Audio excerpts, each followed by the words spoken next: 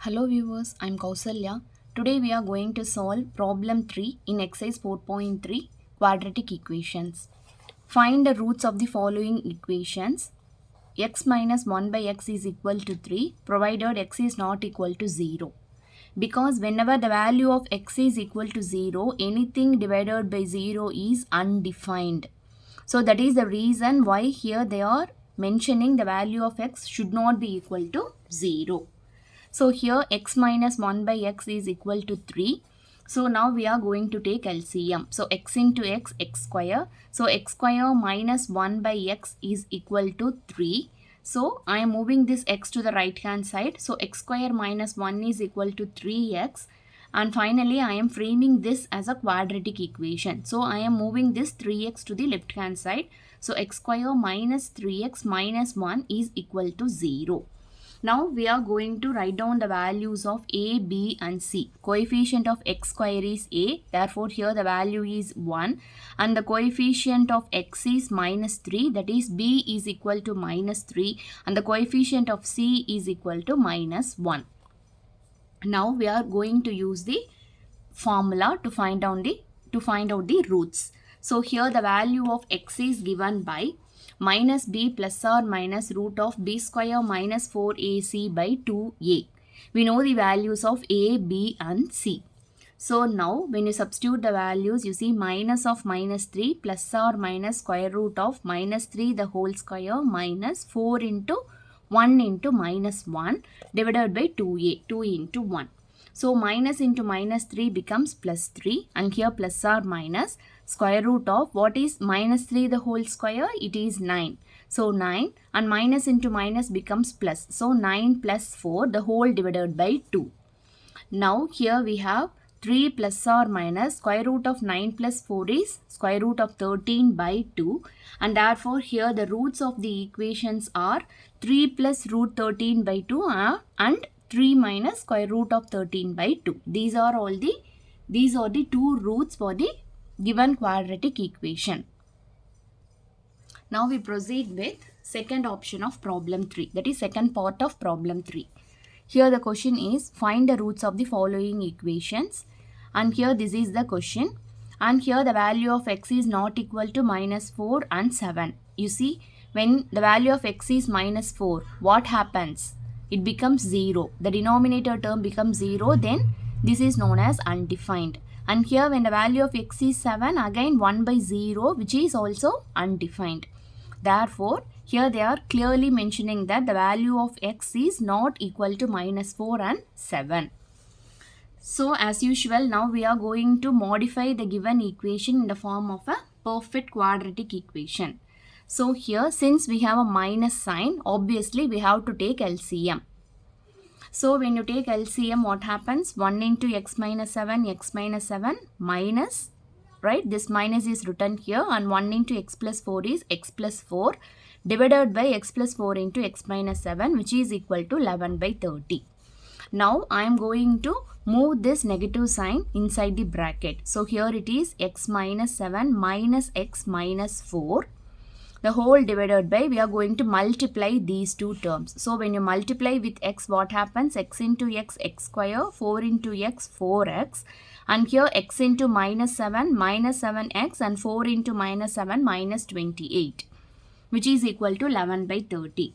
Now here you see this x and minus x, they get cancelled, and minus 7 minus 4 becomes minus 11 divided by, you see, x square, and we have two x terms. So minus 7x plus 4x. So 7 minus 4 is 3, and the bigger number is 7, and the sign here is minus. Therefore minus 3x minus 28, which is equal to 11 by 30. Now you see we have 11 on the numerator part, so we can cancel the 11 here. So when you cancel, our equation further gets simplified as minus 1 by x square minus 3x minus 28, which is equal to 1 by 30. Now when you cross multiply, again here we have minus 1 into 30 minus 30, and this entire expression gets multiplied by 1. So here we have x square minus 3x minus 28. So when you rearrange this equation, here it becomes x square minus 3x minus 28 plus 30 is equal to 0. So here x square minus 3x. So 30 minus 28 becomes plus 2. So x square minus 3x plus 2 is equal to 0. So again, this is your quadratic equation and you can find the roots of this quadratic equation by any method. Right. So here you see I am splitting the middle term. So this minus 3x can be written as minus 2x minus x. Right. So we have to select two numbers in such a way that when the two numbers are multiplied, we should get this value, and when the two numbers are added or subtracted, you should get this value. So here anyway, I need minus 3 here. Right. Therefore, here I can write this. I am taking the term as 2 and 1. That is minus 2 and minus 1. So minus 2 into minus 1 will give you plus 2. And minus 2 minus 1, when they added, it gives minus 3. Right. Therefore, this minus 3x can be written as minus 2x minus x. And the first and last term, they remain the same. So, when you look at the first two terms, here you can take x commonly outside. So, when x is taken, the remaining terms are x minus 2.